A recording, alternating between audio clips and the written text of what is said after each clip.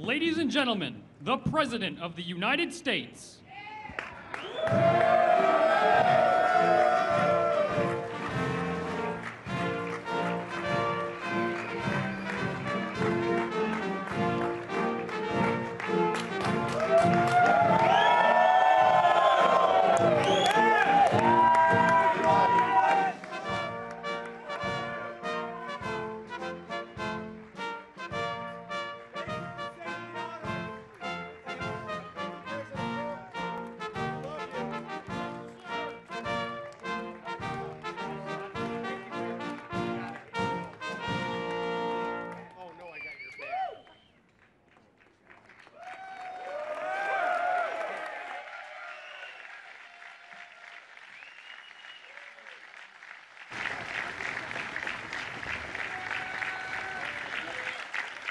Thank you very much. Thank you. Nice crowd. What a good-looking group of people. Well, we have some very, very good news today, and a lot of good things are happening for our country. Please sit down. My fellow Americans, this is Liberation Day. Waiting for a long time. April 2nd, 2025 will forever be remembered as the day American industry was reborn, the day America's destiny was reclaimed, and the day that we began to make America wealthy again. We're going to make it wealthy, good and wealthy. For decades, our country has been looted, pillaged, raped, and plundered by nations near and far, both friend and foe alike. American steel workers, auto workers, farmers, and skilled craftsmen, we have a lot of them here with us today. They really suffered gravely. They watched in anguish as foreign leaders have stolen our jobs, foreign cheaters have ransacked our factories, and foreign scavengers have torn apart our once beautiful American dream. We had an American dream that you don't hear so much about. You did 4 years ago, and you are now, but you don't too often, and for many years and decades even, you didn't hear too much about. Our country and its taxpayers have been ripped off for more than 50 years, but it is not going to happen anymore. It's not going to happen. In a few moments, I will sign a historic executive order instituting reciprocal tariffs on countries throughout the world. Reciprocal, that means they do it to us and we do it to them. Very simple. Can't get any simpler than that. This is one of the most important days, in my opinion, in American history. It's our declaration of economic independence. For years, hardworking American citizens were forced to sit on the sidelines as other nations got rich and powerful, much of it at our expense. But now it's our turn to prosper, and in so doing, use trillions and trillions of dollars to reduce our taxes and pay down our national debt, and it'll all happen very quickly. With today's action, we are finally going to be able to make America great again, greater than ever before.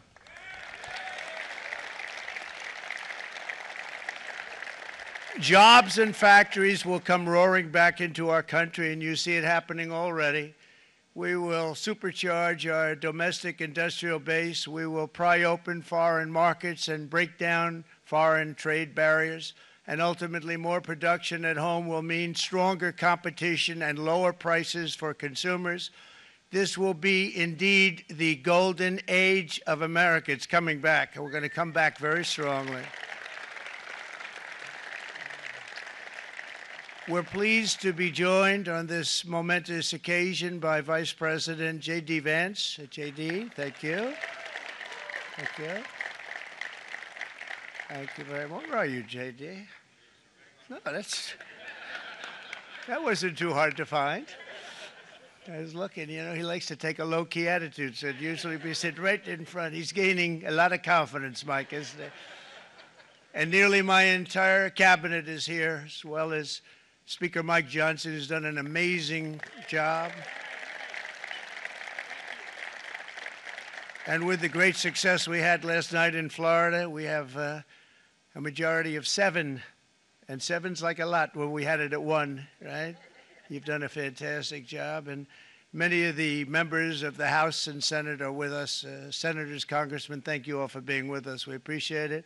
For decades, the United States slashed our trade barriers on other countries, while those nations placed massive tariffs on our products and created outrageous non-monetary barriers to decimate our industries. And in many cases, the non-monetary barriers were worse than the monetary ones. They manipulated their currencies, subsidized their exports, stole our intellectual property, imposed exorbitant VAT taxes to disadvantage our products, adopted unfair rules and technical standards, and created filthy pollution havens. They were absolutely filthy, but they always came to us and they said, we're violating, we should pay for it. It's all detailed in a very big report by the U.S. Trade Representative on Foreign Trade Barriers, and I'll just hold it up for you. It's available, and you don't have to pay too much. As I understand it, you'll pay nothing. It's a lot of work for something, actually, because it's a special book. It's very, frankly, it's very upsetting when you read it, when you see what people have been doing to us for 30 years. This all happened with no response from the United States of America, none whatsoever. But those days are over. Let me offer just a few examples of the vicious attacks our workers have faced for so many years. The United States charges other countries only a 2.4 tariff on motorcycles. Meanwhile, Thailand and others are charging much higher prices, like 60%. India charges 70%. Vietnam charges 75%, and others are even higher than that. Likewise, until today, the United States has for decades charged a 2.5 tariff. Think of that, 2.5% on foreign-made automobiles. The European Union charges us more than 10% tariffs, and they have 20% VATs, much, much higher. India charges 70%, and perhaps worst of all are the non-monetary restrictions imposed by South Korea, Japan, and very many other nations. As a result of these colossal trade barriers, 81% of the cars in South Korea are made in South Korea. 94% of the cars in Japan are made in Japan. Toyota sells 1 million foreign-made automobiles into the United States, and General Motors sells almost none. Ford sells very little. None of our companies are allowed to go into other countries. And I say that, friend and foe, and in many cases, the friend is worse than the foe in terms of trade. But such horrendous imbalances have devastated our industrial base and put our national security at risk. I don't blame these other countries at all for this calamity. I blame former presidents and past leaders who weren't doing their job. They let it happen, and they let it happen to an extent that nobody can even believe. That's why, effective at midnight, we will impose a 25% tariff on all foreign-made automobiles.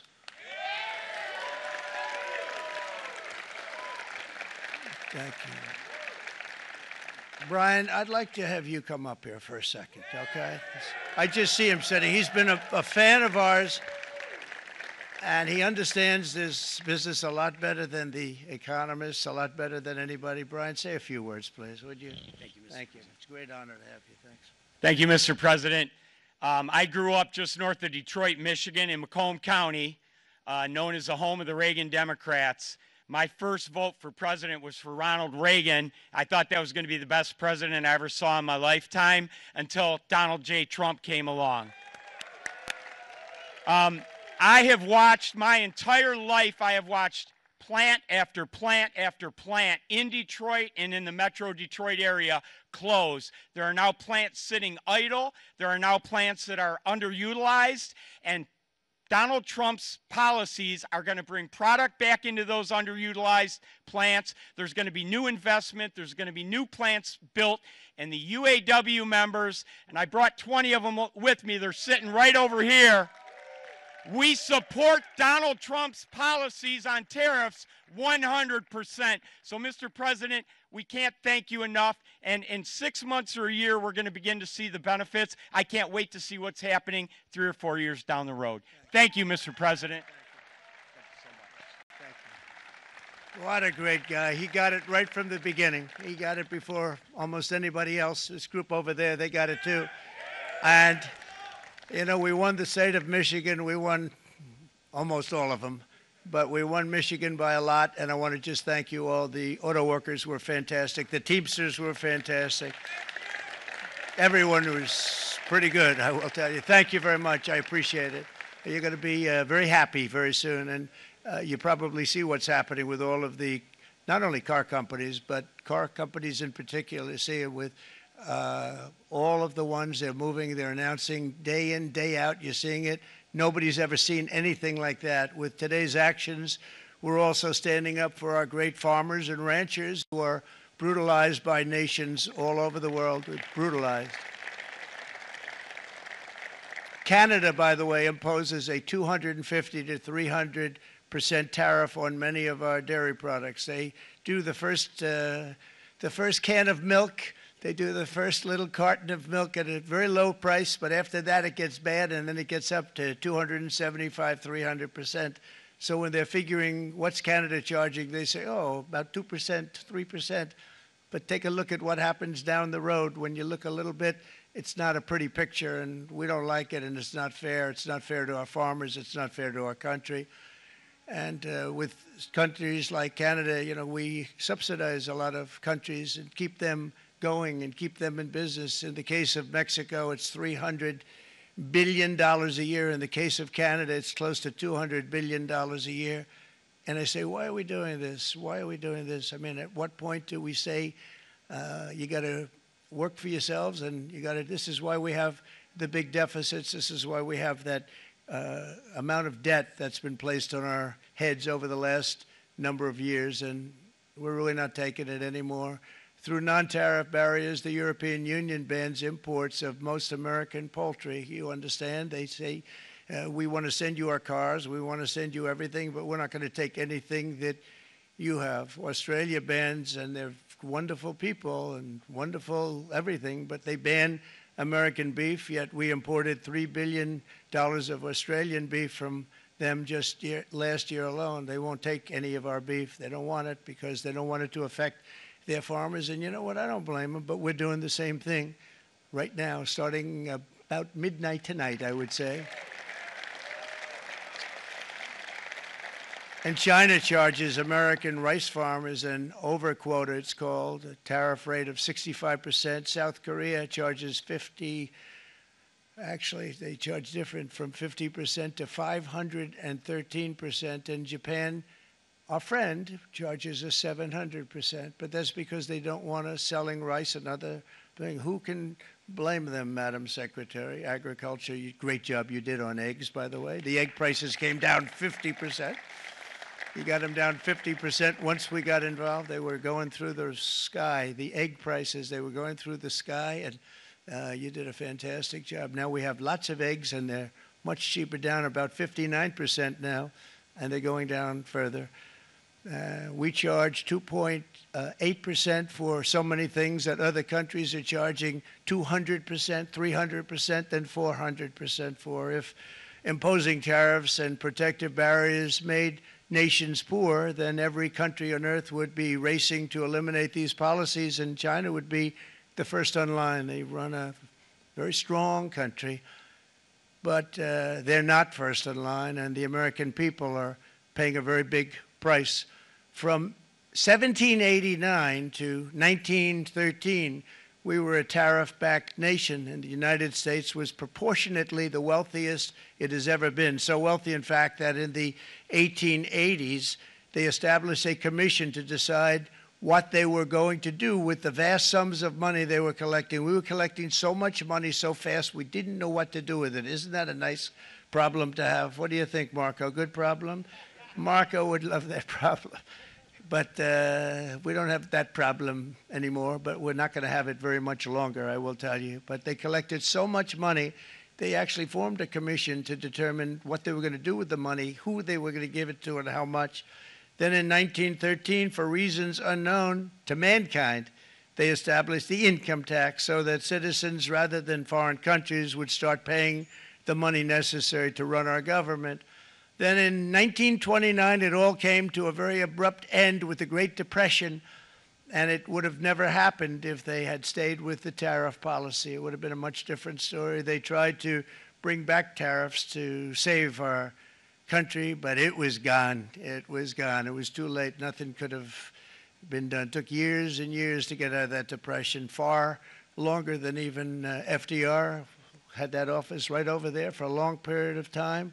The ramp system, that's rather intricate, was built because of him, and every time you walk up, you think of him, and he did a great job in many ways, but it lasted long beyond his terms, as you know. But it's not too late any longer, and we're going to start being smart, and we're going to start being very wealthy again. We're going to be wealthy as a country because they've taken so much of our wealth away from us. We're not going to let that happen. We truly can be very wealthy. We can be so much wealthier than any country. It's not even believable, but we're getting smart. Nearly a century later, in the face of unrelenting economic warfare, the United States can no longer continue with a policy of unilateral economic surrender. We cannot pay the deficits of Canada, Mexico, and so many other countries. We used to do it. We can't do it anymore. We take care of countries all over the world. We pay for their military. We pay for everything they have to pay, and then when you want to cut back a little bit, they get upset that you're not taking care of them any longer. But we have to take care of our people, and we're going to take care of our people first, and I'm sorry to say that.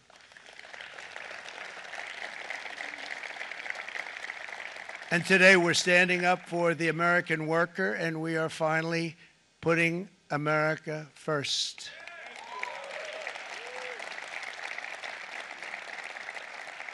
In Sleepy Joe Biden's last year in office, the United States hemorrhaged 100,000 manufacturing jobs, and the number was going through the roof at levels never seen before.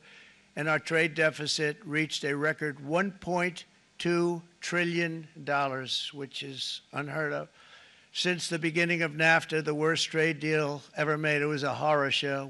I was able to terminate it. They all said you'd never be able to get it out. We had to get approval from Congress to get it terminated. We had to live with that deal. It was the worst trade deal ever made by far. But since the very beginning of NAFTA, our country lost 90,000 factories. Think of what that is, 90,000. Think about putting a map up and putting text on it. You wouldn't have enough room. 90,000. I said, is that possible? We had it checked 4 different times, and it was actually somewhat higher than that. And 5 million manufacturing jobs were lost while racking up trade deficits of $19 trillion. That was the worst trade deal ever made.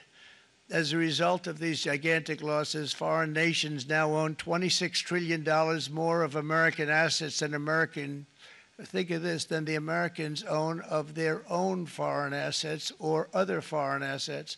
The United States can no longer produce enough antibiotics to treat our sick. We have a tremendous problem. We have to go to foreign countries to treat our sick. If anything ever happened from a war standpoint, we wouldn't be able to do it.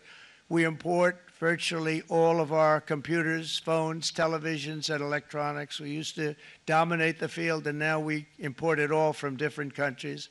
A single shipyard in China now produces more ships every year than all of the American shipyards combined. Think of that. And it was a business that we used to dominate. We used to dominate it totally.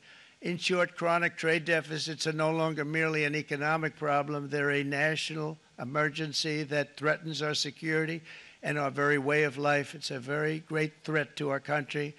And for these reasons, starting tomorrow, the United States will implement reciprocal tariffs on other nations. It's been a long time since we even thought of that. We used to think about it a lot. We didn't think about it for many decades, and you see what's happened. For nations that treat us badly, we will calculate the combined rate of all their tariffs, non-monetary barriers, and other forms of cheating. And because we are being very kind, we're kind people, very kind. You're not so kind when you got ripped off with your salaries. My auto worker friends and my Teamster friends and all of the unions that typically voted Democrat, they're not voting Democrat anymore because worker, whether union or non-worker, they're for the Republicans now. That's what happened. But we will charge them approximately half of what they are and have been charging us. So The tariffs will be not a full reciprocal. I could have done that, yes, but it would have been tough for a lot of countries. We didn't want to do that. I'd like to see the chart if you have it. Could you bring it up, Howard? This is our great Secretary of Commerce, Howard Lutnick. Thanks, Howard. So if you look at that, China, first row, China, 67%. That's tariffs charged to the USA, including currency manipulation and trade barriers. So 67%, I think you can, for the most part, see it. Those with good eyes, with bad eyes. We didn't want to bring, it's very windy out here. We didn't want to bring out the big charts because it had no chance of standing. Fortunately, we came armed with a little smaller chart. So it's 67%, so we're going to be charging a discounted reciprocal tariff of 34%. I think, in other words, they charge us, we charge them less, so how can anybody be upset? They will be, because we never charge anybody anything, but now we're going to charge. European Union, they're very tough, very, very tough traders. You know, you think of European Union, very friendly. They rip us off. It's so sad to see. It's so pathetic. 39%, we're going to charge them 20%, so we're charging them essentially half. Vietnam, great negotiators, great people. They like me, I like them. The problem is they charge us 90%. We're going to charge them 46% tariff. Taiwan, where they took all of our computer chips and semiconductors. We used to be the king, right? We were everything. We had all of it. Now we have almost none of it, except the biggest company is coming in. We're going to end up with almost 40%. Lee Zeldin's working to get their approvals. And it's an amazing company. Mr. Wei, of one of the great companies of the world, actually, they're coming in from Taiwan, and they're going to build one of the biggest plants in the world, maybe the biggest for that. But 64%, we're going to charge them 32%. Japan, very, very tough, great people. And again, I don't blame the people for doing it. I think they're very smart in doing it. I blame the people that sat right in that Oval Office, right over there, right behind the Resolute desk or whichever desk they chose. Japan, 46%. They would charge us 46%, and much higher for certain items like cars, you know, little items like cars. 46%, we're charging them 24%. India, very, very tough, very, very tough. The Prime Minister just left. He's a great friend of mine, but I said, you're a friend of mine, but you're not treating us right. They charge us 52%. You have to understand, we charge them almost nothing for years and years and decades. And it was only 7 years ago when I came in, we started with China and charged them. We took in hundreds of billions of dollars from China in tariffs. And they understood, honestly. President Xi understood. He said, look, I understand. And the other countries, and they all understand. We're going to have to go through a little tough love, maybe, but they all understand. They're ripping us off, and they understood it. Prime Minister of Japan, Shinzo Abe. He was a fantastic man. He was unfortunately taken from us, assassination. But I went to him and I said, Shinzo, we have to do something. Trade is not fair. He said, I know that, I know that. And he was a great gentleman. He was a fantastic man, but he understood immediately what I was talking about. I said, Shinzo, we have to do something. He said, I know that. And we worked out a deal, and it would have been a much better deal, but frankly, there were many years left on the deal that was made previous to my getting there, but it was something. If you look at Switzerland, 61% to 31%. Indonesia, Malaysia, Cambodia. Oh, look at Cambodia, 97%. We're going to bring it down to 49. They made a fortune with the United States of America. United Kingdom, 10%, and we'll go 10%. So we'll do the same thing. South Africa, 60%, 30%, and they've got some bad things going on in South Africa. You know, we're paying them billions of dollars, and we cut the funding because a lot of bad things are happening in South Africa. The fake news ought to be looking at it. They don't want to report it.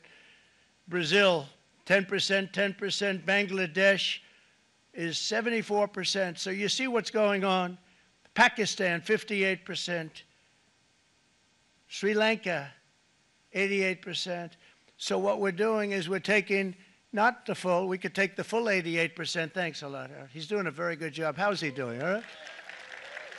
I think you better take it with you. It's not going to last very long. He's going to put it, it's going to follow you down with the wind.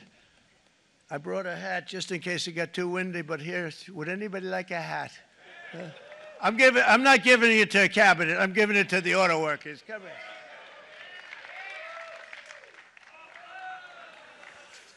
Thank you, fellas. Get it. That's it. That's it. They deserve it more than our cabinet.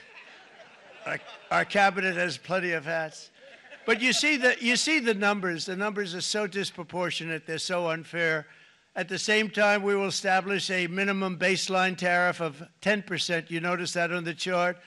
And that'll be on other countries to help rebuild our economy and to prevent cheating. So we're going to have a minimum of cheating, and we're going to be very severe on the people that at the gate that watch the tariffs and watch the product coming in, because there's been a lot of bad things happening at the gate because the money is so enormous that you're talking about. There's never been probably anything like it in terms of the enormity, and there are a lot of bad things happen at the people that do the check-in, and they're looking at 10-year jail sentences if they do play. We're going to treat them so good, but if they cheat, the repercussions are going to be extremely strong. Foreign nations will finally be asked to pay for the privilege of access to our market, the biggest market in the world. We're right now the biggest market in the world. We had a great country 4 years ago in terms of the economics. We were doubling up on China. We were doing so well. Nobody was going to catch us, but so much of it slipped away over the last 4 years under Biden. I campaigned on this policy throughout last year, and today that promise was made, and it was also a promise, as you know, that was kept. Promises made, promises kept. To any company that objects to our common sense reciprocal tariffs, again, reciprocal, back and forth, back and forth. And I call this kind reciprocal. This is not full reciprocal. This is kind reciprocal. But what we do is we cut it in half. We charge them. My answer is very simple if they complain. If you want your tariff rate to be zero, then you build your product right here in America, because there is no tariff if you build your plant, your product in America. And we've seen companies coming in like we've never seen before.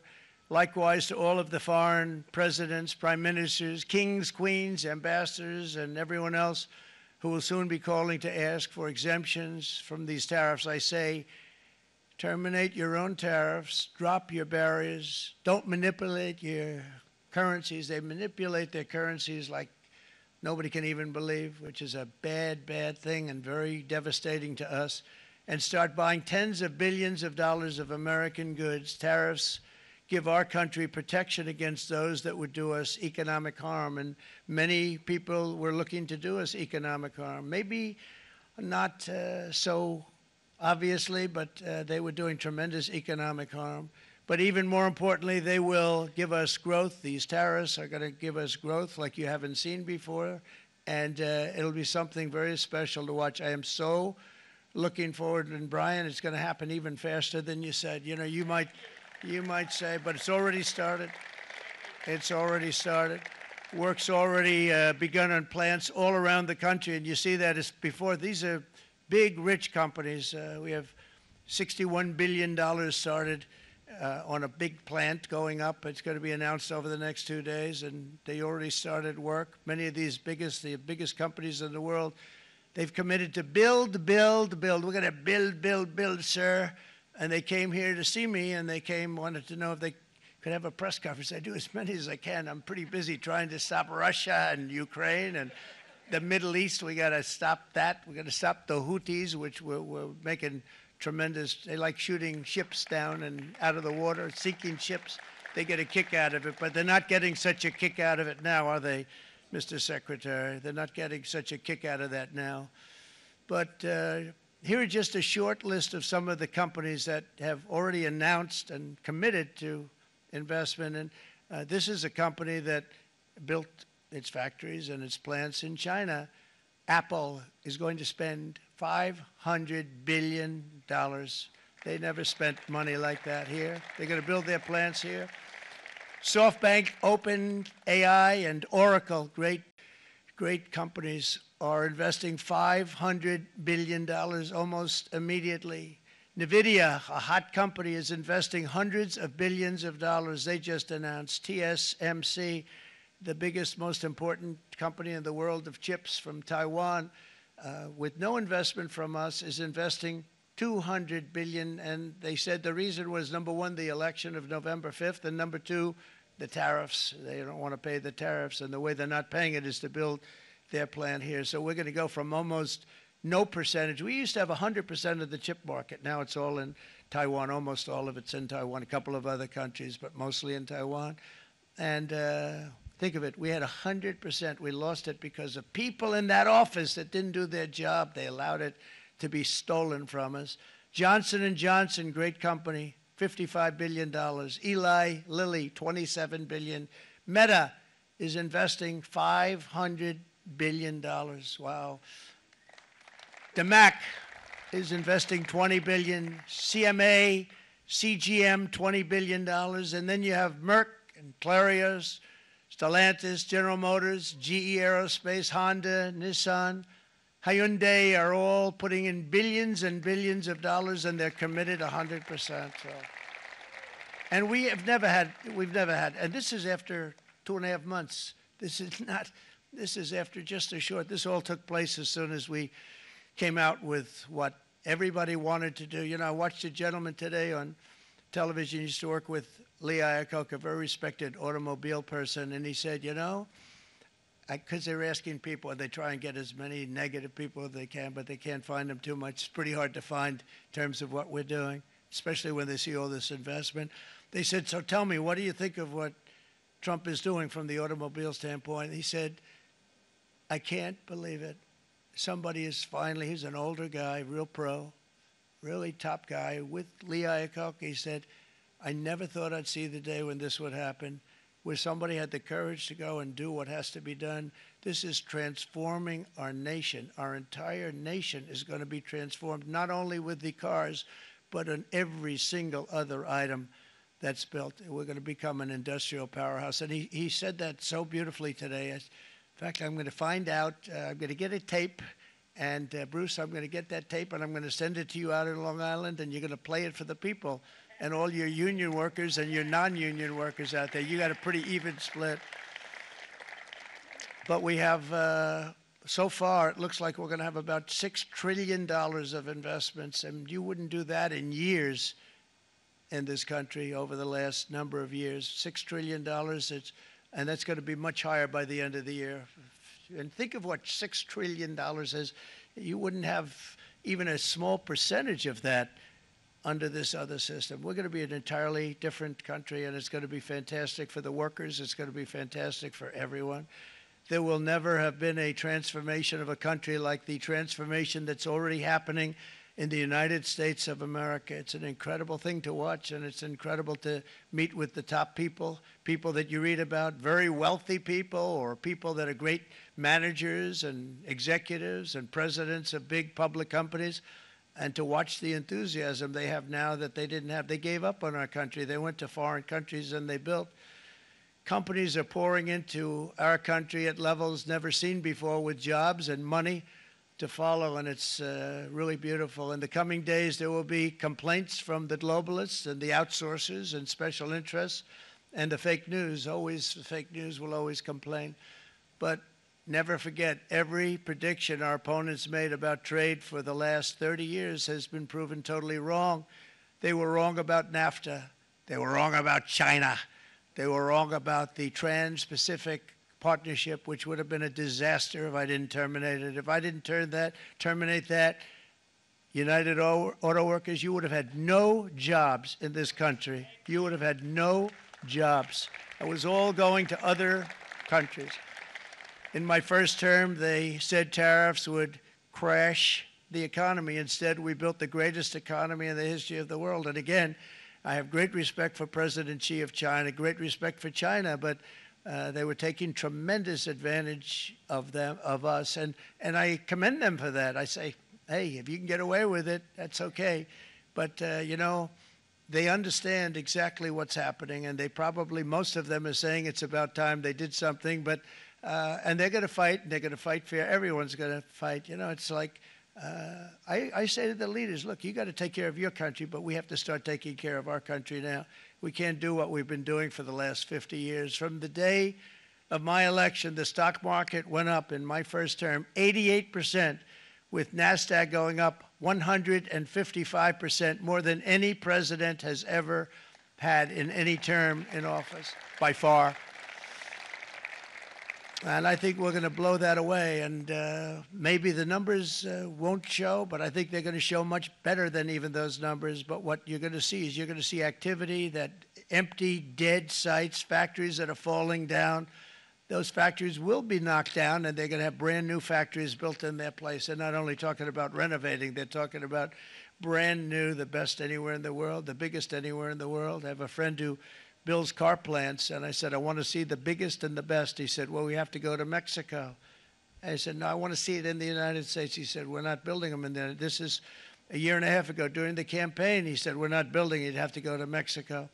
When I was starting to decide to run, and I went to #1 in the polls very rapidly, I want to say, like let's say in the first hour, and then shortly thereafter, it looked like I was going to win, and the fake news was saying, "Oh no, don't do this." What they don't know is if I didn't win, they would have really been in trouble, because nobody wants to read them anyway. But I tell you what, when it looked like I was going to win, I announced that I was going to be doing exactly what we're talking about today. Great consistency, actually, because I've been talking about it for 40 years, but because I saw what was happening 40 years ago. If you look at my old speeches when I was young, very handsome, my old speeches, and that people would say I'd be on a television show, I'd be talking about how we were being ripped off by these countries. I mean, nothing changes very much. The only thing that changed were the countries, but nothing really changes. But it's why it's such an honor. It's such an honor to be finally able to do this. If you look at China, I took in hundreds of billions of dollars in my term, hundreds of billions. They never paid 10 cents to any other president, and yet they paid hundreds of billions, so much so that Biden couldn't do anything. They wanted to try and terminate it because he had a very special relationship with China.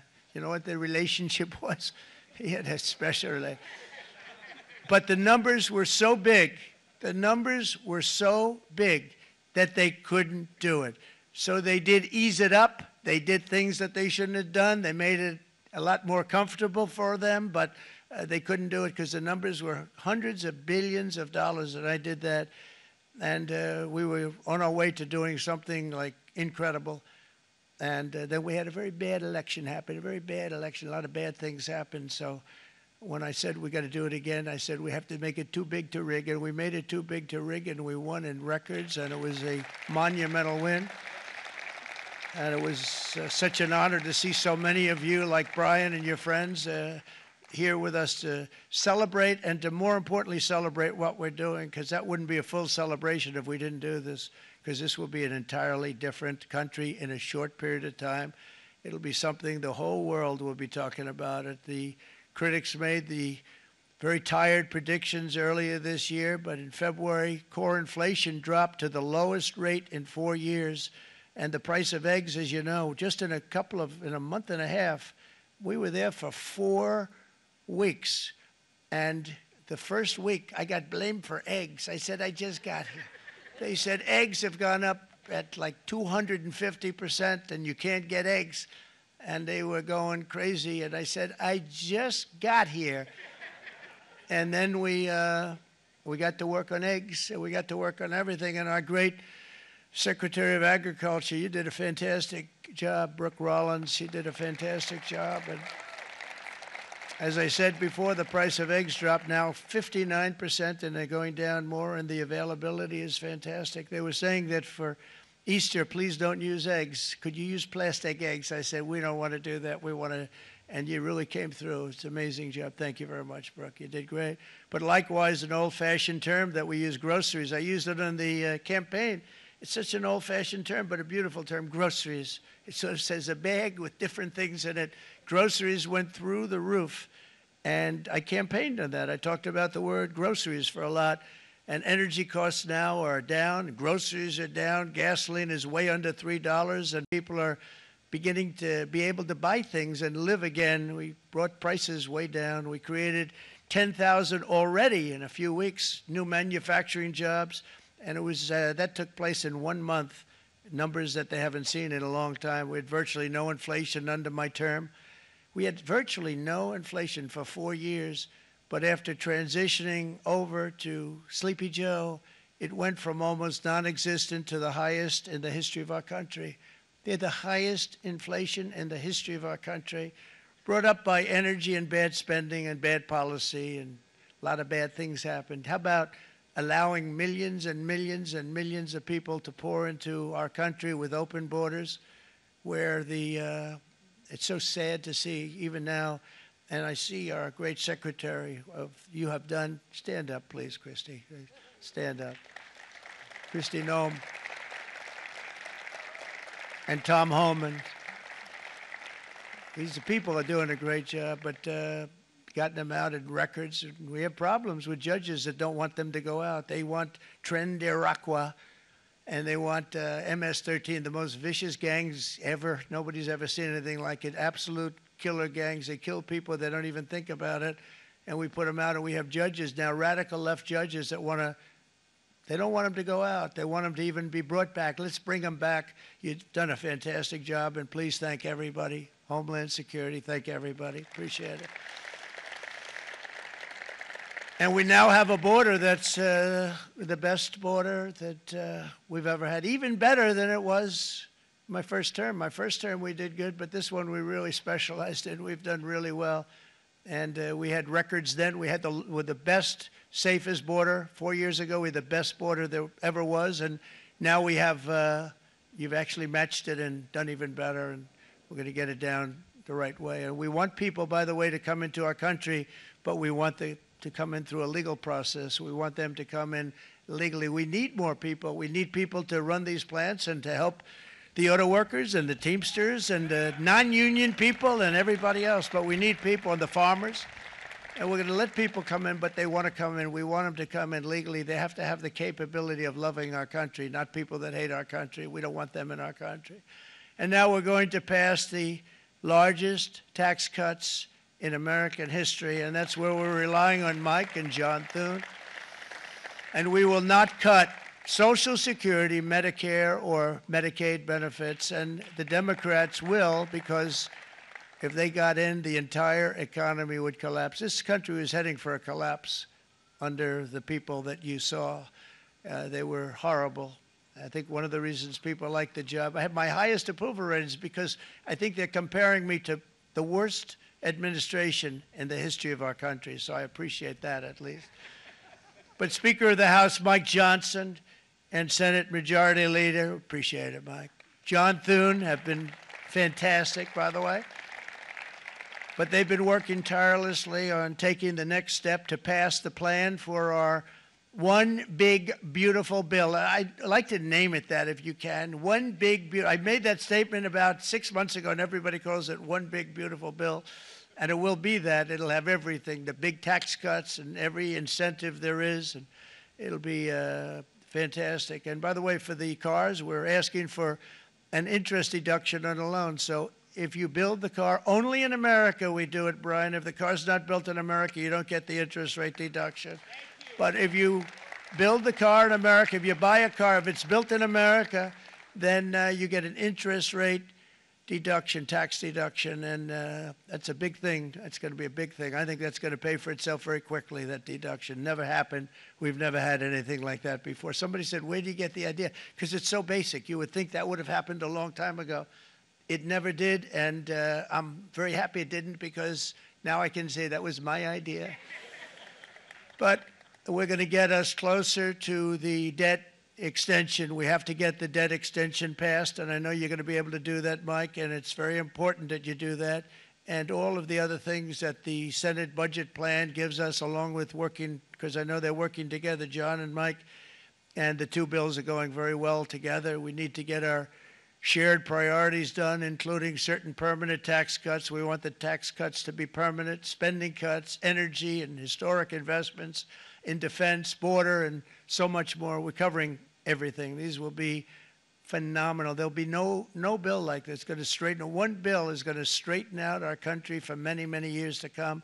And we said, let's just do it and let's get it done. And some guys will love it and some guys will like it a little bit less because they're not getting what they were exactly looking for, but they're getting a lot. They'll never, if we get this done, it'll be the most incredible bill ever passed in the history of our Congress and Senate and congressmen, the senators and the congressmen, many of whom are here today, will be very proud of themselves. I really believe that it's going to set us on a whole new prosperous path.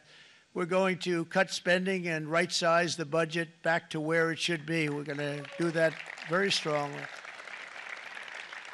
Thank you, Rick. Thank you. John, thank you. Oh, look at all of our senators over there. Oh, boy, that's a nice group of people. But I won't like them so much if they don't get this bill done. That's a great group. And Congressman, thank you very much. I appreciate it. Tremendous people.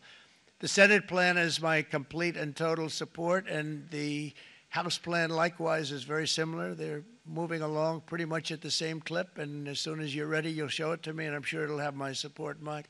Every Republican congressman and senator must unify. We have to unify. We can't be separated. We have to get it done. We have to get absolutely everything we can, and we have to take care of the American people. That's the only thing that matters. We have to take care of the American people first. We need to pass this bill immediately, get it done, including debt extension. From this day on, we're not going to let anyone tell us that American workers and families cannot have the future that they deserve. We're going to produce the cars and ships, chips, airplanes, minerals, and medicines that we need right here in America. The pharmaceutical companies are going to become roaring back. They're coming roaring back. They're all coming back to our country because if they don't, they got a big tax to pay. And if they do, I'll be very happy, and you're going to be very happy, and you're going to be very safe. We're going to build our future with American hands, with American heart, American steel, and we're going to build it with American pride like we used to.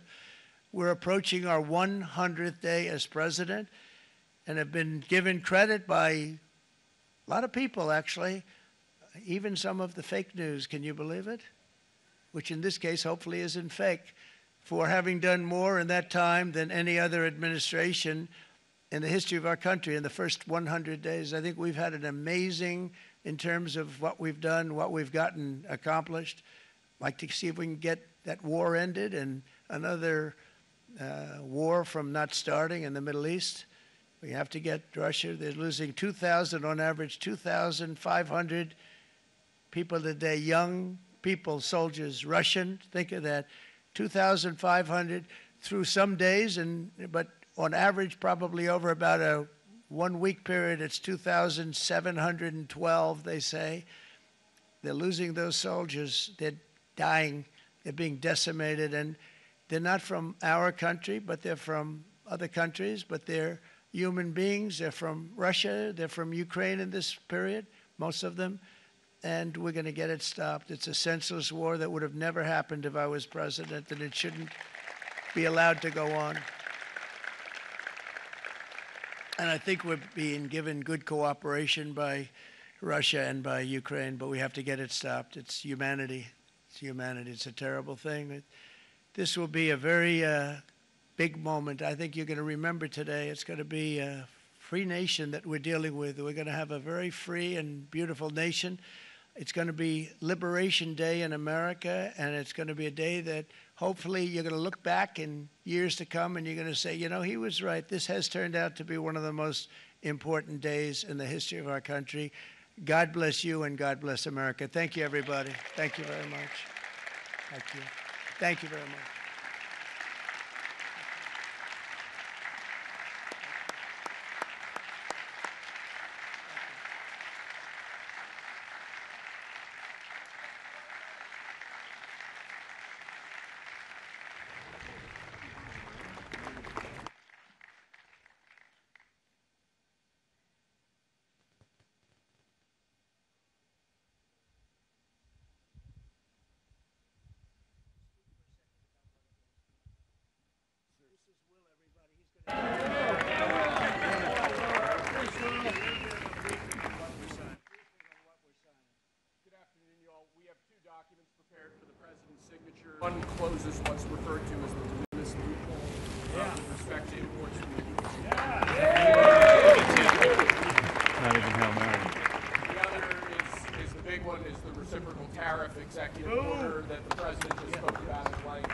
This is obviously a huge deal, and it's been an honor to be part of your team getting this out.